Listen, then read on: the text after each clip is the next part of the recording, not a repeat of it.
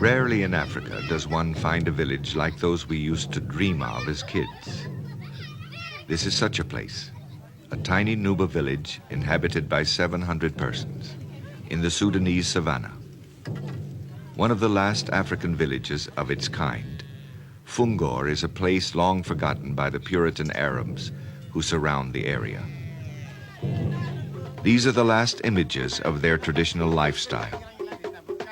These films were taken in the last days preceding the absorption of the village by the Arabs, who already passed this way more than 100 years ago, at the time when the Sudanese aroused the Mahdi, their Messiah, against the British. The Mahdists took away the pretty Nuba girls and sold them as slaves in Khartoum. But Fungor, the village, was spared. And as time went by, the wounds started to heal. Today, the girls can enjoy their dances without worry. Their only duty is simply to go to the only pond in the area and get water, and to take time to enjoy the freshness of the pond while it's still full. In a few months, there will be no pond, and finding water will be the task of men. During the dry season, when the pond will have disappeared into the cracks of the earth, the future husbands will have to dig very deep to find water for the cows.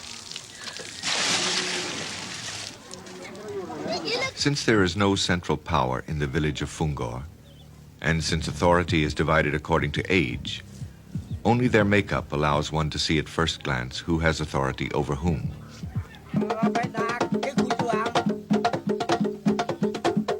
As evening comes, boys and girls meet, while the sorcerers play their rhythmic music.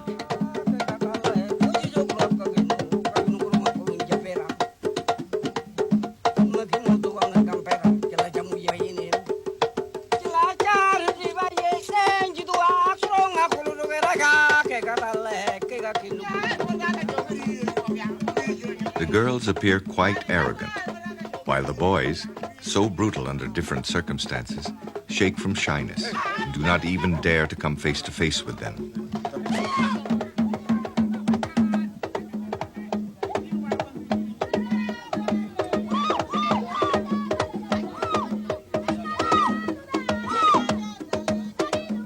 The girls, on the other hand, feel free to salute whoever has impressed them with their strength and the work they have done in the fields of their parents. Quite a peculiar way to salute somebody.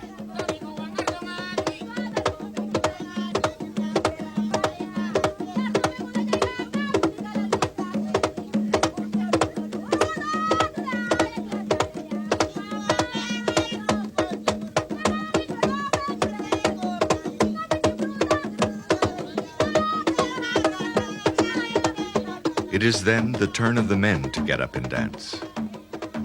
Imitating apes, they keep staring at the ground and hurl piercing sounds which echo throughout the mountains.